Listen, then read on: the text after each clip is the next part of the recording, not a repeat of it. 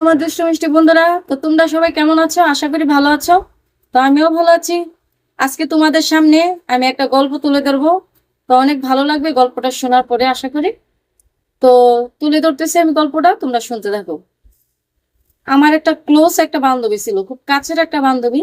তো তার সাথে আমি থাকতাম, ছোটবেলা থেকে তার সাথে আমি থাকতাম। সে আমার থেকে একটু বড়, তো তার থেকে আমি একটু ছোট।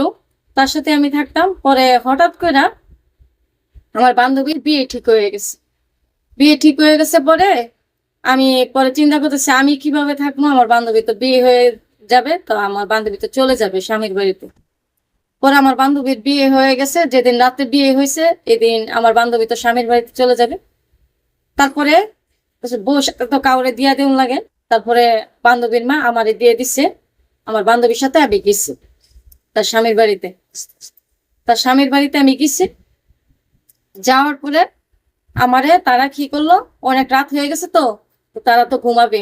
তো অনেক রাত হয়ে গেছে, পরে আমার নিচে বিছানা করে দিচ্ছে। আর তারা খাটের উপরে, তাদের বাসর সাজাইছে খাটের উপরে, আর আমার নিচে বিছানা করে দিচ্ছে। পরে আমি নিচে শুয়ে আছি, ঘুমাই গেছিলাম, পুরা ঘুমাই গেছি।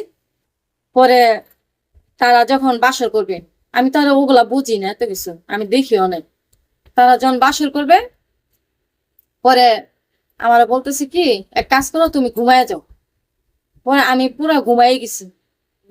পরে তারা যখন শুরু করলো খেলাধুলা যখন শুরু করলো, এমন জোরে জোরে হাবদাব করে খেলতেছে। পরে আমি পুরা ঘুমেতে লাফ মাইরা উঠছি। ওঠার পরে আমি তো ওইটা বসে গেছি, অন্ধকার, হালকা হালকা বাতি, অন্ধকার ডিম বাতি জ্বালানো, আমি তো সবই দেখতেছি, সবই দেখতেছি বসে বসে। পরে আমি হঠাৎ করে কইলাম কি, যখন আমার বান্ধবীর খেলা শেষ হয়েছে, প্রথম খেলা শেষ হয়েছে, পরে আমি হঠাৎ করে বললাম, বান্ধবী তোরা যা শুরু করলে আমি তো ঘুমাইতে পারতেছি না। আমার কেমন কেমন জানি লাগতেছে। পরে আমার বান্ধবী করলো কি,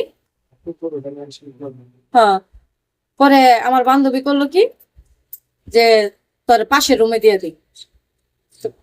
হ্যাঁ, পাশের রুমে দিয়ে দেই, তুই পাশের রুমে থাক, সমস্যা হইব না। পরে আমার তারা করলো কি, পাশের রুমে দিল। তো পাশের রুমে দিলে লাভ হইব কি, টিনের ঘর, উপর দিয়ে তো খোলাই, পাশের রুমে দিলেও তো কোনো লাভ নাই, উপর দিয়ে খোলা। তখন তারা কি করলো, আবার খেলাধুলা শুরু করলো 12টা থেকে রাত্রে 1টা পর্যন্ত, প্রায় 1 থেকে 1.5 ঘন্টা পর্যন্ত তারা ধাপ ধাপ করে খেলাধুলা করলো। তখন আমার ওই রুমে থেকে সব আমি শুনতেছি, সব শোনা যাইতেছে। তারপরে সব শোনা যাইতেছে। পরে তারা 1টা থেকে 2টা পর্যন্ত ঘুমাইছে 1 ঘন্টা। আমি তো সারা রাত সজাগ বৈশা লইছি। তাদের এইগুলা শুনে তো আমার জ্বালা উঠা যাইতেছে, আমার কোনো কিছু ভালো লাগতেছে না। তারপরে আমার বান্ধবী সকালবেলা বলতেছি কি, আমার বান্ধবীর আমি ডাক দিলাম সকালবেলা। আমি কি, শোন, তোদের এইগুলা তোরা যা খেলাধুলা শুরু করলে, তোদের যুদ্ধের শব্দ শুনে তো আমি ঘুমাইতেও পারিনি সারা রাত্রে। এখন কি করা যায়, আমার কোনো একটা ব্যবস্থা কর। তারপরে আমি বলছি যে আমি তো সারা রাত্রে ঘুমাই নাই। তারপর আমার বান্ধবী কি করলো, তার স্বামীর সাথে যায় সবকিছু বললো, যে এমন এমন আমার বান্ধবীর তো বলে সারা রাত্রে জ্বালা উঠে গেছে।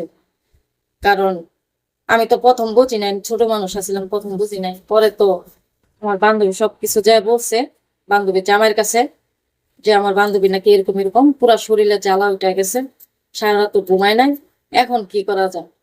পরে আমার বান্ধবী জামাই বললো কি, শোনো, আমার একটা বন্ধু আছে, খুবই ভালো, খুবই সুন্দর, যদি বেশি উত্তেজিত হয়ে যায় তাহলে তারে আমার বন্ধুর কাছে বিয়া দিয়ে দিন।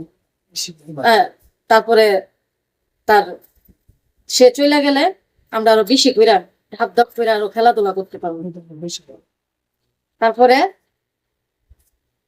সকাল হয়ে গেল, সকাল হওয়ার পরে বান্ধবী জামার সাথে যখন বান্ধবী গিয়া বলছে, পরের দিনেই বান্ধবী তার এক বন্ধু আসছিল পরিচিত, খুবই ভালো, খুবই সুন্দর, তার কাছে গেল, গিয়া বললো যে শোনো, আমার একটা বউ বান্ধবী আছে, খুবই সুন্দর, খুবই ভালো, খুব সুন্দরী একটা মেয়ে, তুমি বিয়ে করলে সবকিছু করতে পারবা, অনেক ভালো মেয়েটা, ইচ্ছা মতে তারে খেলাধুলা করতে পারবেন, অনেক ভালো। তার শরীরে মানে খালি উত্তেজিত আর উত্তেজিত, ইমেজ আর ইমেজ।